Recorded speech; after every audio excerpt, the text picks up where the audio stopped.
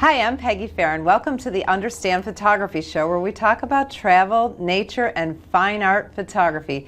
Today we're talking with Mary Lundeberg, who's going to be giving us tips for photographing shorebirds. The Understand Photography Show, of course, is a podcast, and we put the behind-the-scenes stuff on YouTube and Facebook. It comes out at 4 p.m. Eastern Time every Friday. So please subscribe to our podcast, subscribe to our YouTube channel, however you like to consume your information.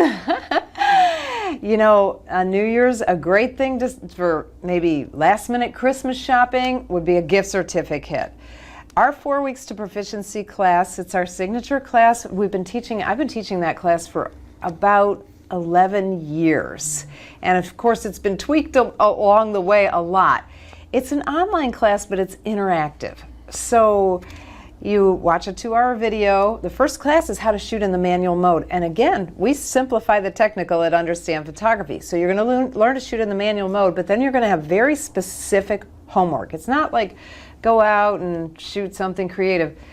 This class is not about being creative. It's about learning the technical side of photography. So we're going to say, put an orange, in front of this, use F8, see what it looks like. Use F16, see what it looks like. So we're going to give you very, very specific homework that you have to turn in and get critiqued a little bit. Just let me know if you're doing it, first of all, and that you're understanding the assignment. So you have a lot of support. So the 4 weeks is going to give you a nice, solid photography education. Starts January 7th. So a gift certificate is a great Christmas present if you're looking for something to do.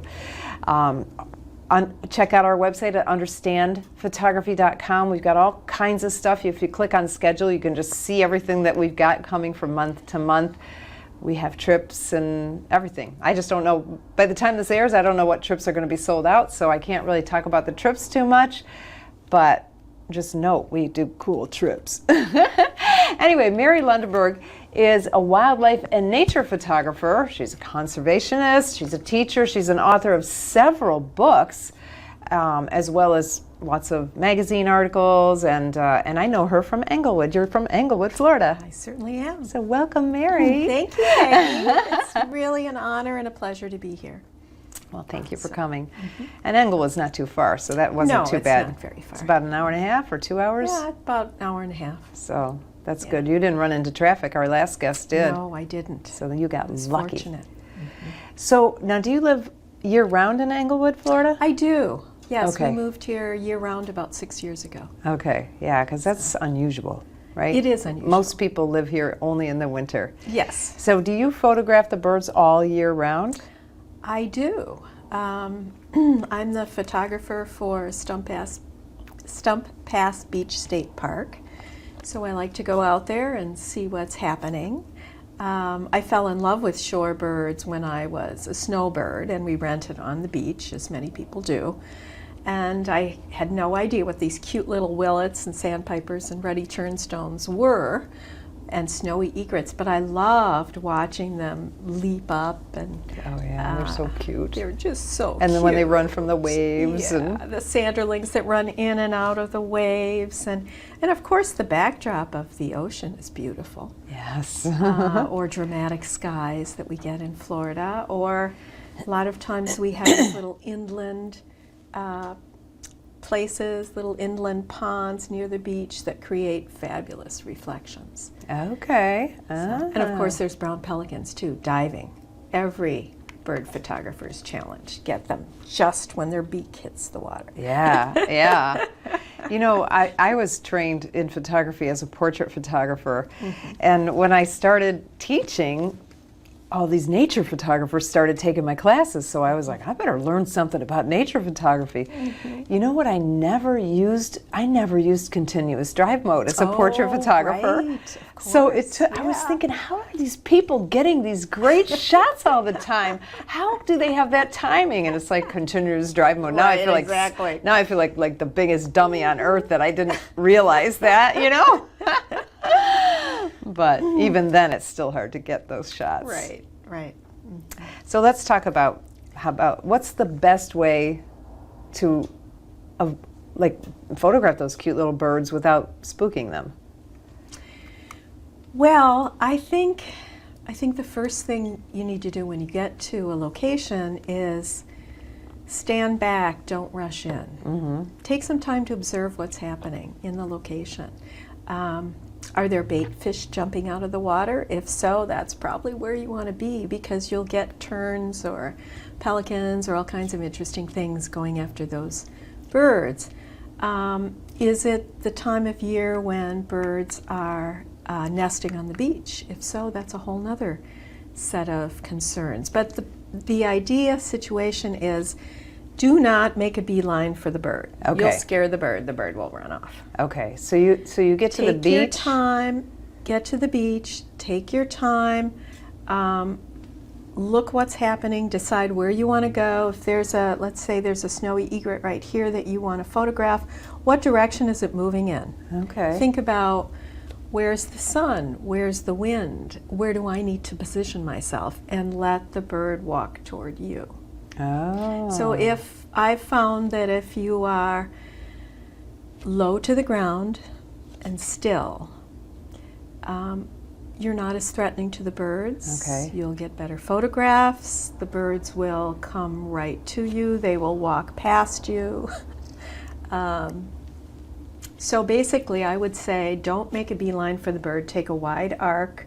Stop along the way. Get down. Take some photos. Let the bird, let any wildlife get used to your presence. Don't just rush in there. If you rush in there, they'll rush off. Oh, that is good advice. Now, what time of day do you usually go for the shorebirds? I prefer early in the morning. And we are here on the west coast of Florida, so the sun would be, you'd be shooting into the beach or into the water. That's right. So the sun would be actually on the birds. That's right. So that's pretty light. That's You're not very shooting a pretty light. backlight. Right. Okay. Right, yeah. Although the beach is one of the best places for backlighting, Okay. because of the reflectivity of the sand Uh-huh. and the water. So sometimes, especially if it's a little chick and they've got a lot of hair around them, or feathers. I knew what you were talking about. Backlit can be absolutely gorgeous. Oh. Or when birds lift their wings, backlit can be gorgeous. And so you're saying that the light is actually reflecting, the white sand is reflecting back, so they do have some light on the front of them. Exactly. And do you overexpose Especially- the background a little bit then? Usually. Okay, that sounds pretty. Usually. But is that's not all the way at sunset, is it? Or close to? No, Okay. no. Usually the best backlit shots I get are in the golden hours. You know, Okay. either early in the morning or in the evening. on Okay, the so beach. maybe an hour before sunset? Yeah. Because by hour sunset, then before your sky turns too dark and orange. Right, And, right. okay, yeah, okay, yeah. that's interesting. Okay, so, all right, so you've taken your time. What kind of lens are you using? How close are you getting? It depends. Okay. If I am, it depends what I'm doing. If I'm doing bird monitoring work where I'm walking anywhere from 2 to 4 miles, I will bring my 1 to 4, my 100 to 400 lens. Okay. If I'm going out there for myself or I serve as a bird steward, then I'm going to take my 600 millimeter lens with my tripod and both of my extenders, Wow. because I want to get close. Wow. And that gives me more options. So that's another way to not scare the bird. Exactly. And You're going to be far away. that's right, I'm far away, so they're not even going to know I'm there. So, and I also bring, some of the bird photographers I know bring a little chair that they sit in or a stool. I tend to bring a little cushion for my knees so that I can, kneel quickly on the cushion. And is that like the get kind low. of gardening Yeah. thing? Those little Right. plastic exactly. gardening little plastic things? gardening thing. I put it in a bag, a reusable bag, so I can wash the bag, and it saves my knees. Ah, I Or never if I would've feel thought like of that. sitting, I can sit on it. If Okay. I'm photographing little baby hatchling turtles, Then I put my camera on that, and I do get down on the ground. You get on your belly? I get on my belly, but it's really the only time. I've tried, I bought a skimmer pod from Artie Morris, and I tried to get on my belly in the sand, and I ended up with a terrible backache. So it's just not. That's for you. No, no.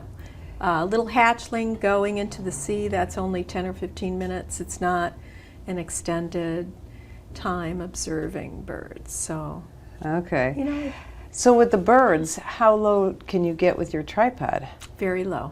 Okay, so you're shooting even with that 600 millimeter with the extension tubes. You're shooting With the extenders, yeah. extenders. So Yeah. you're low. I am low to the How low? ground. I've got 2 feet, 3 feet, 10 feet. I'm usually sitting, I'm usually kneeling and sitting on my feet. Okay. So it's, my tripod is down all the way. Sometimes I even let the front leg go down lower. Okay. But most of the time I can be in a comfortable position and also photograph birds at a low level. The other thing about getting low is, depending on your length of lens, if you're 600 or 1200 millimeters away, it looks lower than if you're 200 millimeters away. Right. If you're 200 millimeters away, you may need to put your lens on a pillow or a cushion and get on your elbows. And I know a number of successful bird photographers advocate to get on your elbows, but it's not for me. At least it's the sand. You know, I don't do as much children's photography as I used to, but I am the cover photographer for the local family magazine. So I do quite a bit of children in the studio. And do you notice this floor? I'm on my belly on that floor, Right. a cement floor right. sometimes, and I do not like it. Yeah. It's I'm like, I keep brutal. thinking, why am I doing this? I gotta quit. So at least the sand's a little softer. And you're the one who taught me one of my favorite portrait shots, and that's the jump shot. Oh, my famous jump shot. Your That's what I famous named jump- it. Peggy's jump famous shot. jump shot. I Yeah, think that's yeah. if you do the search in the blog article. Right. But I always bring a towel. I lay on the towel. I don't really like laying on sand, even though I typically wear a bug shirt, long sleeve pants when I go out on the You beach. can always tell who's from Florida because we're all covered up. Right, The exactly. people on vacation, they're like in little bathing suits, and it's Right, like, right. you look and you say, "Put on a hat, don't you know?" Yeah. Yeah, but you don't like the sand, huh? You don't want to lay in it. I don't want to lay in it. No, I've been bitten too much, and there's sand fleas, and I there's all know. kinds of stuff. Those things are horrible. The sand is alive. That's why the birds are there. They're eating all those little critters in the sand. And you don't want them on you. I don't want them biting me. No. No, I don't blame you. If there's a no-see-um or a mosquito or something that bites, it will find me. Oh, you're one of them. We went, one time we were out on the boat and we stopped at that little tip at Fort Myers Beach where it's kind of wooded or something. And there were 4 of us. And one person that was with us, this woman it was unbelievable. She had welts from the mosquitoes and none of us, the other 3 of us, got bitten at all. Right. So yeah, some people are way more tasty than others, Right. I guess. Right. Okay, so you're at the beach. Let's do your 100 to 400 because I think that's Okay. relatable to more people than Okay. Yeah. you the with a 600 and the 2X, right? yeah. Although I know we have a lot of bird photographers who listen to our show. But anyway, so you're down low with your tripod or not, because sometimes you're walking the beach without a tripod. Sometimes I am. Okay. And in that situation, I still have my cushion or something to sit on. And I use my knees as a tripod as much as possible. If I'm sitting on my butt, I'll use. Oh. Even the temptation with the 100 to 400 is I don't need a tripod, right? Yeah. But the reality of the matter is I get my best photographs with a tripod, even with my 100 to 400. Yeah, okay. It slows me down. I don't have to think about holding it. I don't have to worry about camera shake. Okay. And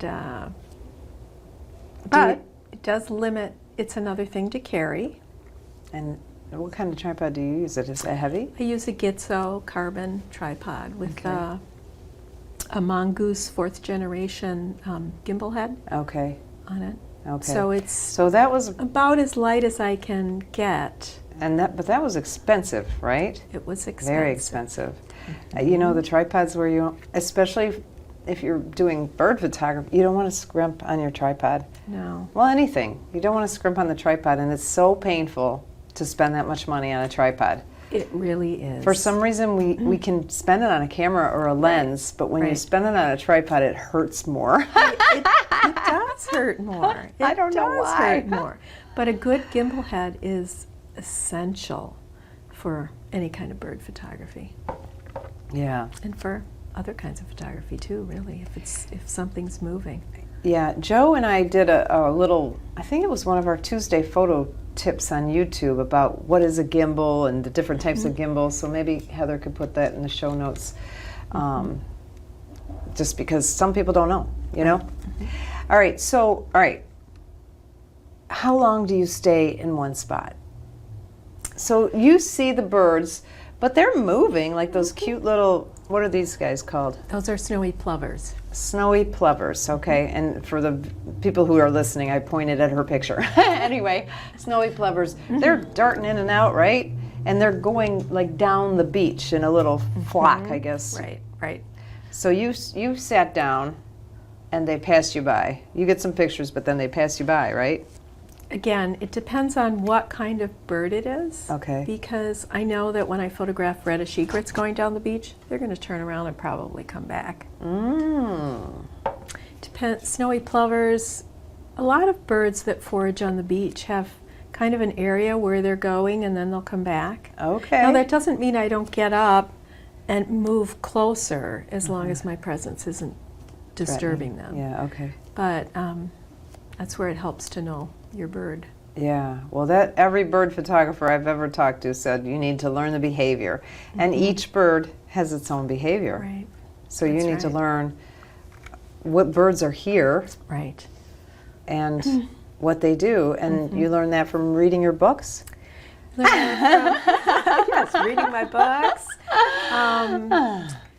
going online, going to the Cornell site. All About Birds is a fabulous place to learn about birds. There's a lot of, I've learned a lot about, especially shorebirds, from getting involved with Audubon and the Florida Shorebird Alliance. And those are, Those are groups of people who study birds and try to protect the birds that we have in Florida. okay. And so they've got classes or information on the website. They've got information or on the website. You meet people who are into it also? Yeah, Okay, yeah. okay. Yeah. You have more educated photographers take you under their wings, so to speak. Oh, that's cute. That's been helpful to me. I get to know probably the most important thing when I was initially starting out was I got to know the park ranger. And then she asked me to do something for her, which was a little out of my comfort zone. It was to document all of the native plants in the park.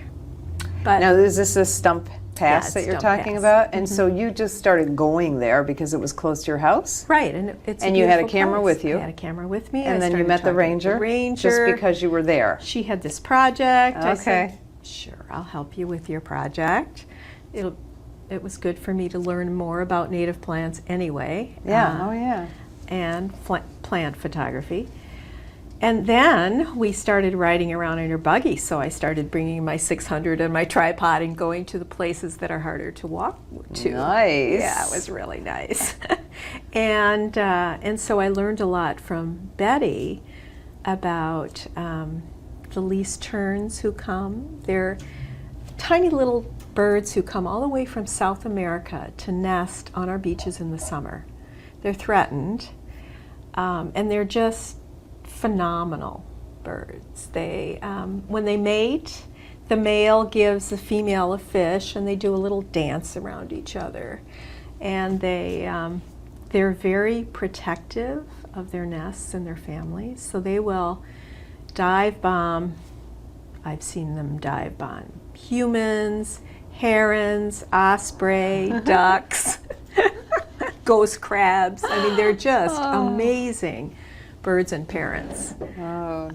So I developed an appreciation for the variety of birds we have here in Florida. We are so incredibly blessed. I know, we are. Yeah. So now that you said they migrate here in the summer. They migrate here in the summer. Well, I thought birds migrated in the winter.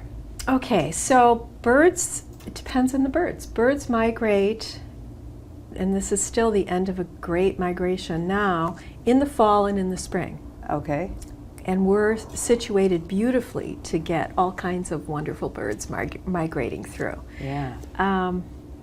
But they also, some birds come here to nest. Okay. So we have swallowtail kites that come up from South America to nest here Okay. in the summer, and we also have Lee's terns who come here to nest in the summer. Ah. So, you know, it's funny that you said that because I love those swallowtail kites.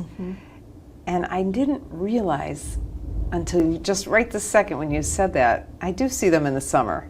that's right. Because they fly around my house. They must Yeah. nest somewhere nearby. But in the winter, I work so much, I probably wouldn't have noticed them anyway, you know? Yeah. But in the summer, I'm looking out the window a little more. A little more free time. It's not so busy. I mean, it's so busy here in the winter because all the snowbirds, like, you know, people don't believe me when I say yesterday, I got up early and I started working around 8 and I got home at 9:30 last night, and that's a typical day during season for me. So it's nice in Yeah, the summer season- when it's quiet. Season is a whole different time here in Florida. But we have to make our money in 6 months. That's the Yes. whole thing. That's why we right. work those long hours. So. Yeah. So how many species of birds do you think there are, the shorebirds, that you get an opportunity to see in Englewood, Florida? Like 1,000, 100? I mean, I know the typical Dozens. ones that I see all the Dozens. time. We have over 500 birds that live in or fly through Florida. Okay. Some of these birds you will see on the beach, some you will not. All right. But we have fabulous birds like magnificent frigate birds that you'll see when it's stormy out. They'll come through. You might see other raptors, like I've seen kestrels and eagles and osprey on the beach. You'll see ducks and Peregrine falcons. peregrine falcons. They're on the that's beach right. sometimes, That's right. And too. they I had just a saw one up, I think, in Sarasota area. They're cool. They're very cool. Yeah, yeah. And we get all kinds of ducks. You know, we'll see red-headed mergansers that come here for the winter. Are they in the? You see those in the Gulf of Mexico? I see those in the Gulf of Mexico. Really? Oh, I always think of them as being inland in the lakes. That's right. And if you're in a beach area that has a lake or a pond nearby, Okay. you might see roseate spoonbills, and you'll see all kinds of other egrets and birds that you usually associate with, inland lake-type birds. Like a marble godwit I saw on the beach about 2 weeks ago. Oh, I don't know what that is. It's Sounds very exotic. It is a very exotic bird. It's a bird that has a beak longer than my wounded finger. It's about this long. It flies through on its way to Mexico. Okay. It's a very That is cool so bird. cool. Yeah. Oh, shoot, I had a question that flitted in and out of my head now. Oh, okay, just volume-wise of birds. Are there, like, January, February, March, are there 20 times as many birds here as there are in the summer? Or do you see a big, big difference? We have 20 times as many people. I'm exaggerating. 3 times as many people. Depends, because in the winter we have shorebirds that we typically don't see in the summer. So, for example, we have black-bellied plovers, which are a fabulous bird. And in the winter they don't have a black belly. So But in the But in this time of year, many of them still have their black belly, and in the early spring they'll have a black belly. But they nest in Alaska. And those cute little birds, the sanderlings that run in and out of shore, they nest in the Arctic as well. No kidding. So do ruddy turnstones. So a lot of the birds that we're familiar with on the beach are somewhere else nesting in the summer. When the other guys come in. But the other guys come in then too. Okay. So, you know, and pelicans will be in their nesting areas in the summer. So there might not be as many on the beach. The black skimmers will all be in their colony nesting, whereas they'll spread out along the beach during the rest of the year. Yeah, okay.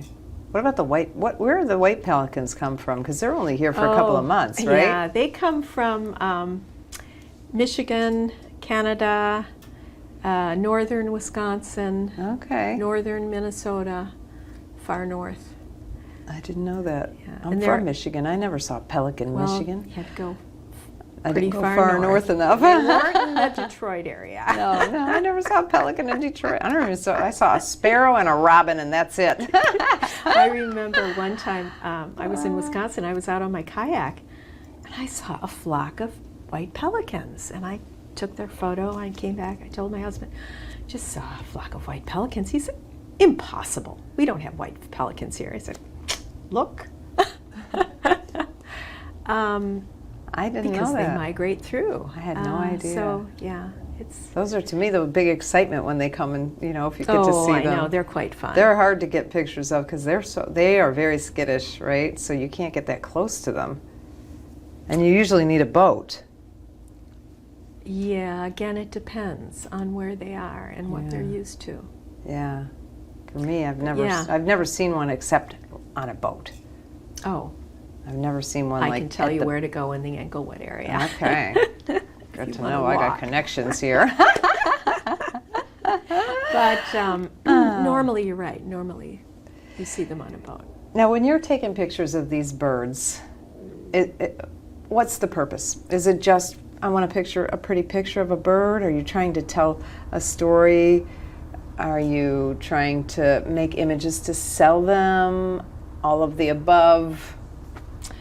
All of the above. However, I think my primary goal is to preserve the beauty of Southwest Florida. Okay. I love where we live, and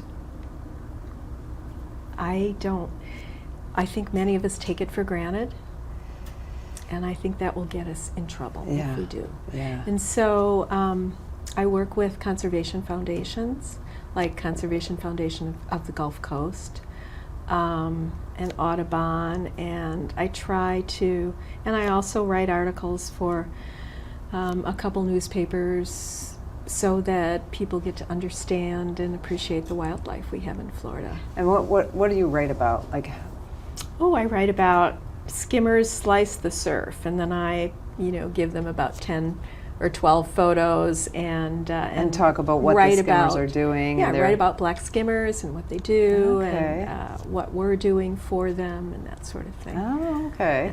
Many of these birds are really quite interesting. Yeah, it's funny because I never knew anything about birds, and I like to look at them. They're Right. pretty, right? Yeah.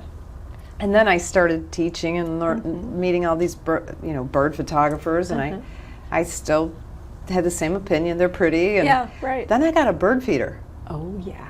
and everything changed. I have Heather has to listen to me. Mrs. Bunting is back, Mrs. Painted Bunting, although there are two of them and only one of him. And he only comes around once in a while.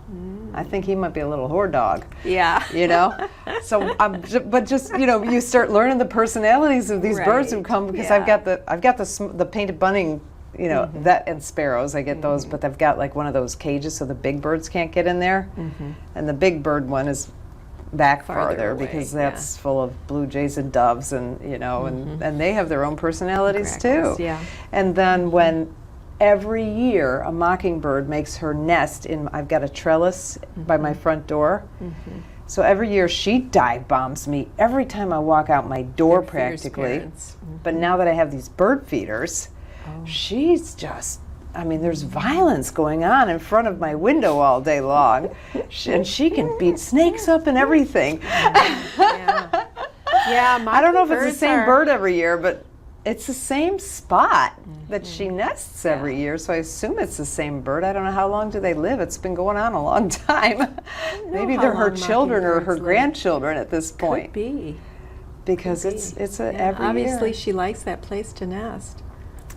Yeah. Yeah, I have a photo of a mockingbird chasing a snail kite. Oh my God, they're aggressive. They are aggressive, but they're very fierce protectors of their nests and their territory. You know, if she would just keep quiet, we wouldn't even know the babies were there.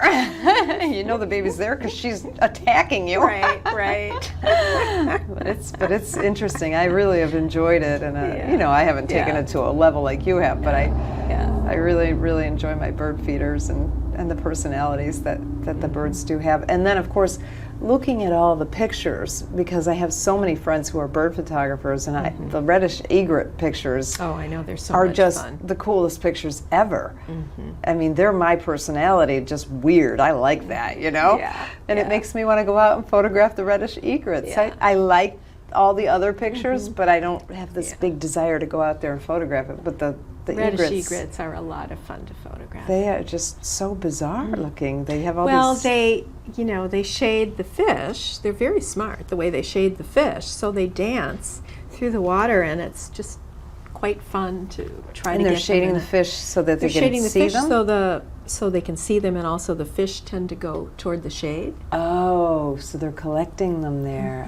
So very Ah, smart birds. That is And then they smart. also do this kind of funny shake where all of their feathers will stand up, and it looks like they have real attitude, you know. So I love the pictures. They're so Yeah, cute. they're- So they're fun. now, do you shoot like sometimes shoot flocks, like entire flocks? How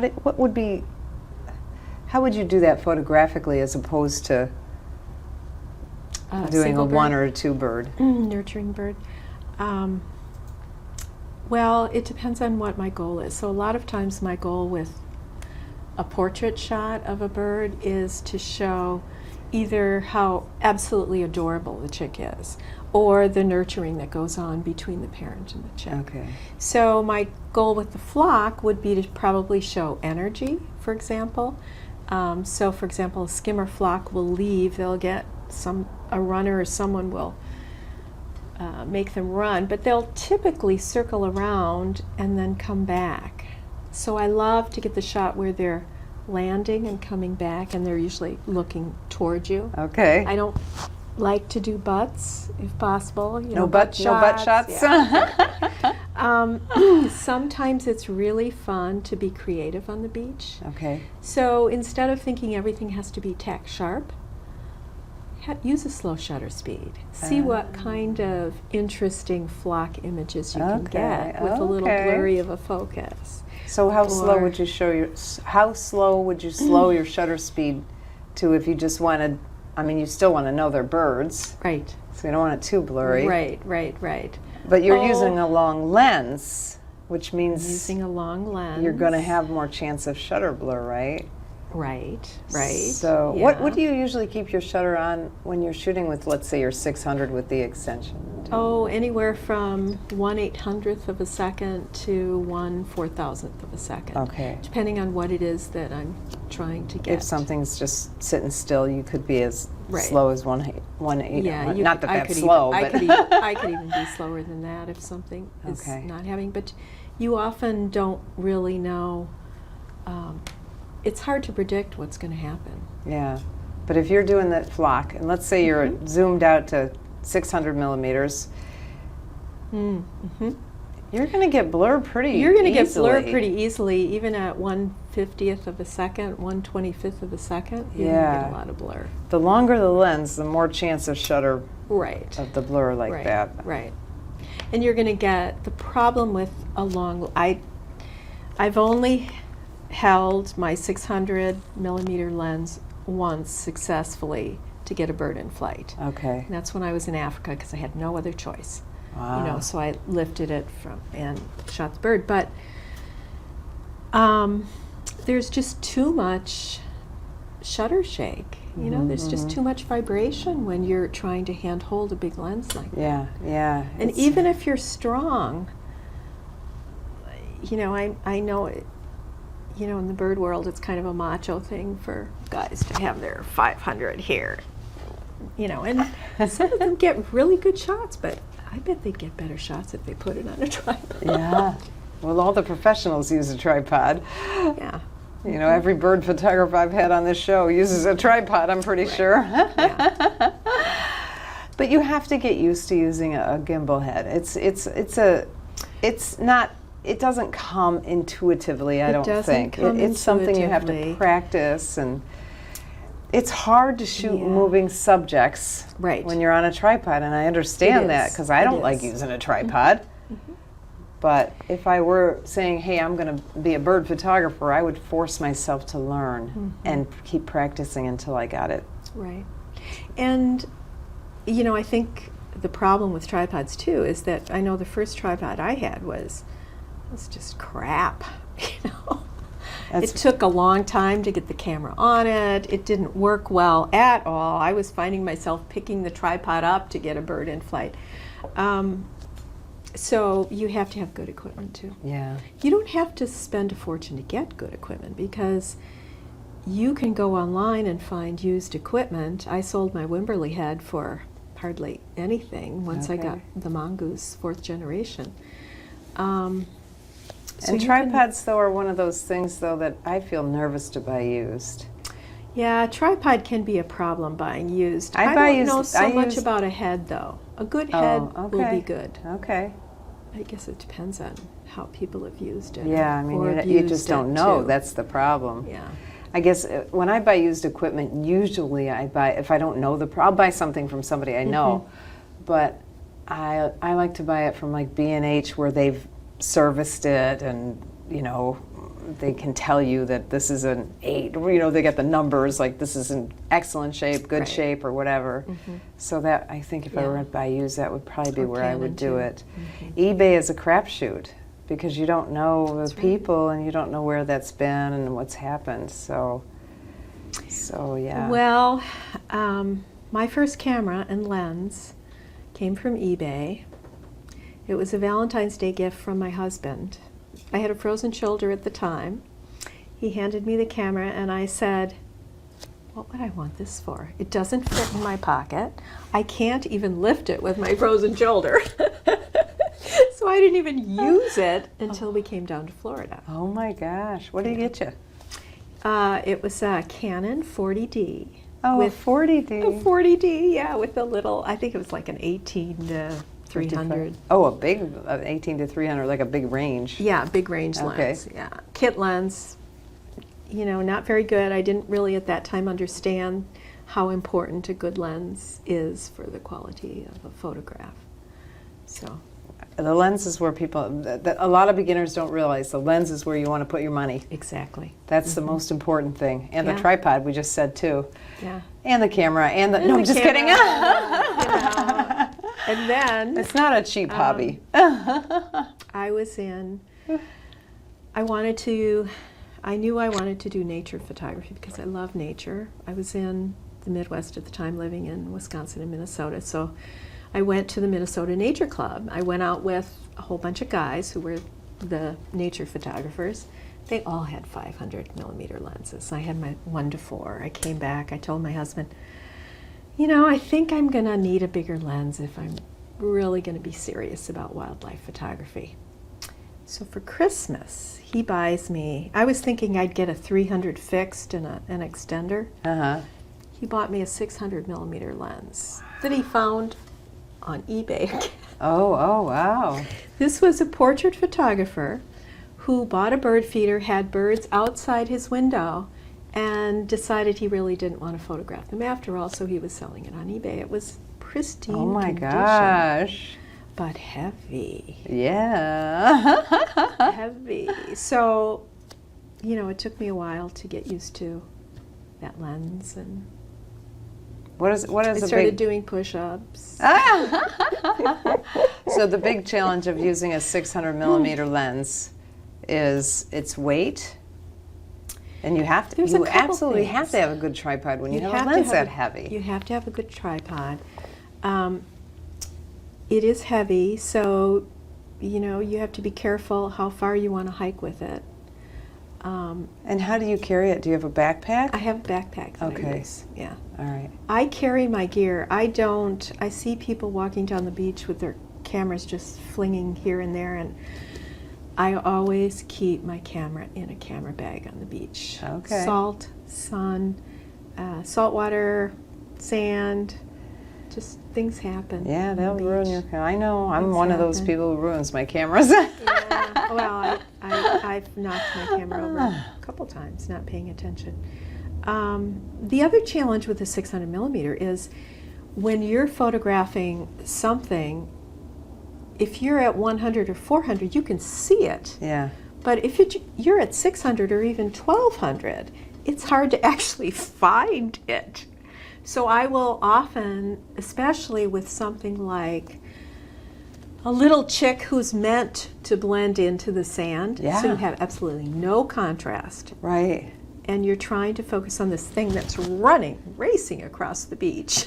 Yeah. I would think that would be It's extremely difficult. It is difficult. So just with that much millimeter, just finding your subject, Okay. and then if there's no low contrast, sometimes I have to use manual focus to actually get the bird in focus. Which Oh, because it just can't find the contrast to focus in Exactly. autofocus. Wow. Yeah. Wow. And then once I lock on, I'm usually good because I'm usually in El Servo, and I'm usually on keep the bird in focus, case number 2. However, Okay, and so when you say the AI servo, that's a Canon term. it's a Canon term, so it's continuous focus. So I'm on a continuous drive with my 1DX. I get 14 frames per second, so that's a lot. Yeah. On high speed continuous. More than I necessarily want to look at afterwards, but So you're in continuous drive mode, but this AI servo is kind of tracking. It just tracks. continues to focus on the moving subject. Mm-hmm. And actually, Nikon calls that AFC autofocus continuous. right. I don't know what the other one's called, but anyway, go ahead. I'm sorry, I didn't mean to Yeah, interrupt. that's okay. I just like to explain. So you're on a tripod. This bird is moving. This bird is moving. You're People are standing manually on the beach. focusing. People are standing on the beach behind me saying, "What are you photographing?" Oh, because they can't see it. And I say, after I take a few pictures, they say, come here, look through my camera. You see this? Oh, it's a cute little chick. Oh my gosh. And so the contrast, in order to get that chick to show up, because it's the same color as the sand, you're using a shallow depth of field, which of course Absolutely. you're automatically going to have with a 600 Absolutely. millimeter lens. Yes, it's hard to get a lot of depth of field. Yeah, you're automatically. Yeah. So your Well, aperture doesn't matter as much, I would think, or what do you keep your aperture? Where do Well, you keep if I'm just 600, I usually shoot at f4. But Okay. it depends. Uh-huh. Or if I'm with the chick is far away and I've got my 2x extender, then I'm at f8 because that's the lowest aperture I can use is f8 with the 2x on. Oh, you can't open it up any more than that. No. And No. okay, but If it's you, 1.4, I can open it up to 5.6. okay, but you need the light, right? need the because light. your shutter speed I is need so the light, fast. and I've photographed the beach and birds at f16, and which is sometimes nice for a flock Okay. or a group of birds to have more depth of field for an Okay. environmental shot. However, I prefer bokeh, so I prefer to have the background blurred out and the subject Well, it helps in isolate the focus. subject It because helps especially isolate the subject's the same subject, yeah. color Right, as exactly. the And you don't background. want all this grainy sand in your photo. It's better to have a little. Soft sand, soft sand, blurry sand. Yeah. I want to ask you, we have like about 10 minutes left, so I want to make sure I ask you about just everything you have going on, because I want to, let's talk about your books. Okay. Tell me about your books. I should have said that as a question. Tell me about, okay, well, the book I'm working on now, I usually have more than one book that I'm working on at once. So I have a How many Monarch books book. do you have?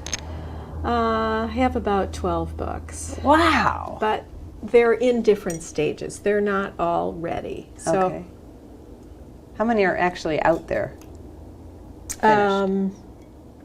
6 that are out there that aren't academic books. And then, I'm an academic, so writing's in my blood. Okay, so is that your background? You were Yeah, a professor. Oh, okay. Okay, so what are they? Tell me what you're working So on. they're children's books primarily, or Okay. books about nature. Okay. So right now I'm working on a book about a cub from Africa named Simba, because Simba is the Swahili term for lion. So the characters in this book have Swahili terms as well as the terms that we know, English terms. So it's about this little lion cub, and it was just a fun. Now, do you use your photography in Oh, these books? absolutely, yeah. So you went to illustrate. Africa, you got all these cool pictures. I use Lightroom. They have a book module that's really quite relatively easy to use to create a book. Okay. And I create books using that, and then I make a PDF, and I send it to either a publisher that I'm trying to get in with, or I'll publish it myself. Do you publish it through Amazon? I publish some things through Amazon. Amazon takes a lot of money, so. Oh, they take most of the money. They I take have a a lot. guidebook, and people will say, well, it's so expensive, and I say, you know how much my profit is? It's not even profit, my net, or whatever it's called. I make like 12 cents. Yeah. Because I didn't want to price it anymore, because I use it more for advertising. Right. Yeah. People come to Yeah. Southwest Florida, they Yeah. want a guide, they get a photo guide. In fact, I make more money if they download the ebook. It's $5. I make like $2.50. So I make a lot more money on the $5 on the ebook, ebook than I do on the actual book, because I do the print on Yeah. demand. Yeah. But I didn't do it to make money. I did it for advertising. Right. A lot of things, like the podcast, you start, I need to keep my name out there and whatever. Sure. So Yeah. I want to do more because they're fun, but It's they're fun, time yeah. consuming. So I'm working on a book right now about the beach, and it will both have the birds that nest on the beach as well as turtles, because we're really fortunate in Florida to have 95% of the turtles that hatch in the U.S. hatch here. 95%? 95%. I did not know that. Yeah, we have all kinds of great turtles. I learned a lot. I got up a little over a year ago. I made a decision to become a morning person, which I have never been. And so I walk with a friend by her house, because she has a job, she has to be at a certain time. But anytime she doesn't walk, I go to the beach, or on the weekends we go to the beach and walk. And boy, did I learn a lot about the turtles over the time, because you get to know Turtle the patrollers. yeah, you get to know them, and what are you doing, and what do these numbers on the stakes mean, Right, and yeah. So it's kind of fun. It's interesting. I had no idea we had that many. So now, is this a book on? Is this a children's book too, or is This will probably be a children's book. I have a granddaughter who's 6. Aww. So since she was born, every year for her birthday and the holidays, she gets a book, whether she wants one or not. So she's kind of my inspiration to keep writing and that Oh, sort of that's thing. so nice. But I write for adults too, but that's a little different. That's... So the 6 books that you already have done, list them. Are they all children's books? All of the ones that aren't academic are either children's books, or they have enough information that an adult might like them. Like my go ahead. Magical Monarch book is all about monarchs. Okay. So it's about the life cycle and that sort of thing. So, my neighbors who are adults want it because they're interested in monarchs. but the rest of them are for children. Okay, or so you a have young some that are, when you audience. say academic, they're For other but they're academics. teaching you about the monarchs or whatever you're writing about. No, those No. are from my past life as a professor. My past life. I'm retired. But you enjoy the children's books. I love it. And you know, I don't know that much about books, but I do know the children's books are the easiest and the best-selling books there are. My best-selling book, I've now run out of it twice, and I have to get it republished, is a book called I'll Surround You with Love. And it's about all of how animals nurture their young. So it has everything from, a moose and a moose baby to a wolf and a wolf pup and snowy plovers. But it's in a verse, and then it ends up with, but you are my granddaughter. So I'll surround you with love, high as the mountains above, deep as the ocean below. And the grandparents love it. Oh. Because we have a lot of grandparents in this area, Southwest we're in Florida. They love to buy it for their children. So that was a fun book to write, as well as to illustrate. And I have a book called Sadie Saved the Spoonbill, which is about two teenagers who saved this spoonbill. It's a wetlands area, and actually it was based on a true story near my home, where a developer wanted to cut down all the wetlands and put in, docks and concrete, etc. And the two girls decided they were going to protest and tell the community about it because there were spoonbills living there. So it also gives the history of spoonbills and what spoonbills are like, as well as a little bit about social media and what young people can do. Okay. Oh, that's interesting. This is going to be their world. Yeah. And so if we can try to inspire young people to be passionate about the beauty of where we live, I think we'll be in better shape. Well, it sounds like you're doing your part. Well, all right, to wrap it up, what about are a few tips for capturing really good shorebird pictures, and then maybe what not to do? Okay. First tip I would say is, we've already talked about getting low. I would say go slow. Get low and go slow. Get low and go slow. Most of the photographers I know, they think they can just kind of walk by, click, click, keep walking, click, click. If you want a good photograph, you've got to spend some time with your subject, with the bird. Okay. You have to be able to predict what it's going to do and be ready. So that would be the first tip I would say, go slow. I think the second tip I would give is, this is especially important at the beach, be aware, pay attention, be present. There are so many things that can go wrong at the beach. I have done them. I have knocked my camera and tripod over in the dark, photographing stars when an alligator surprised me. Oh my gosh. You really don't want your equipment to be full of sand. No. I have watched people decide they're going to get in the water with their camera and tripod, trip, everything gets wet. And I've also seen people in the water with their tripod, big wave comes. Oh my gosh. So you really have to pay attention to your environment. Yeah. I like to photograph at the shoreline a lot. You can get leading lines. You can see a lot of action. But you have to the tide comes in and out. Yeah. So you really have to be aware of what's going on.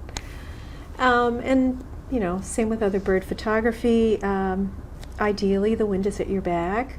For the most part, it's nice to have the sun at your back, so pay attention to those kind of things. And pay attention to your background. It's not just about getting the shot, it's also about what does the background look like. Yeah. So, that's for any kind of photography. Right, I think. right. But you position yourself until you get a good background. Right, exactly. Yeah. And Joe McDonald, Mary Ann McDonald told me this. Tripods have legs, and so do you. So move. Yeah, move, even if it's just a little bit to the right or the left. You know, pay attention to what you're doing. The thing about the beach too is you can underexpose because the camera will turn everything gray. So unless you're, you know, exposing more, I'm usually at plus 1/3 to 2/3. Do you shoot exposure in manual? Evaluation. Sometimes I shoot in manual, sometimes I shoot in aperture priority, Okay. sometimes I shoot in shutter priority. And you use exposure compensation to Exactly. 1/3 stop. Up, above. So you're on have to- plus it plus doesn't- 1/3 on your meter? Exactly. So Okay. it doesn't make sense. You're photographing in a very bright place and you're photographing a white bird. And usually when you photograph a white bird, you have to be careful not to blow the highlights. Right. So often you want to underexpose. But at the beach, everything is so bright Yeah. that if you don't pay attention to that, you'll go home and have to add, you know, exposure. You'll have to add Okay. things to your photographs, and that just makes it noisy. So Yeah, that's interesting. I wouldn't have thought that. So, where can our audience find out more about Mary Lundeberg? you can go to my website, Which is, marylundeberg.com. and spell it for us. MARYLUNDEBERG .com. It's Cool. also, or you can Google Mary Lundeberg and Nature Connections. That's the name of my website, Nature Connections. But it's actually my name. And do you have anything cool coming up? Oh, let's see. I love Florida in the winter, so I'll be here exploring different parts of Florida. And then in June, I'll go to Colorado, where my daughter and granddaughter live, and I will photograph moose and stars when I go out there. Ooh, and bring the book for your granddaughter, right? Well, she's visiting Christmas. So You have pressure to get it done. Pressure, yeah. Okay, well, thank you, Mary, for being on the Understand Photography show. Thank It you. was a good show. Can I say Hopefully- one more thing? Of course. The other major tip I would give a person who wants to do shorebird photography is get involved in organizations where you're going to meet either other photographers who know more about birds than you do, or people, birders who know more about birds than you do, because you will learn a lot if you get involved in Florida Shorebird Alliance or other kinds of Audubon or Sierra Club or Conservation Foundation organizations. Oh, that's great advice. That is great advice. Thank you. And I always tell people, if you want to improve your photography, you've got to be shooting with somebody else. Yeah. Because you're going to watch what they do, they're going to watch what you do, you're going to collaborate, you're going to, you know, Right. it helps. It helps. does help. And you learn. Yes. And then, of course, joining these organizations where people are really into it, you learn even more. Right, right. Thank you for being on the show. Thank you. And to the audience, if you would leave us a review on iTunes, we'd really appreciate it. Don't forget to join one of our Facebook groups. Just go to Facebook, you know, and then go to Understand Photography, and it's listed, I think, on the bottom. It says groups. We have a group, a general group, the Understand Photography group, where you can share pictures, ask questions. What kind of tripod do I need to buy? Or, you know, I don't know how to change the, I don't know, I can't think of anything right off the top of, but that's our general group. And we also have a group called Selling Your Photography as Art. So if you are interested in trying to sell this beautiful photography that you're creating, join that group, join us, give us suggestions, tell us your journey, whatever. I'm Peggy Farron. Thank you so much for joining us on the Understand Photography Show. We'll see you next Friday at 4 p.m. Eastern Time.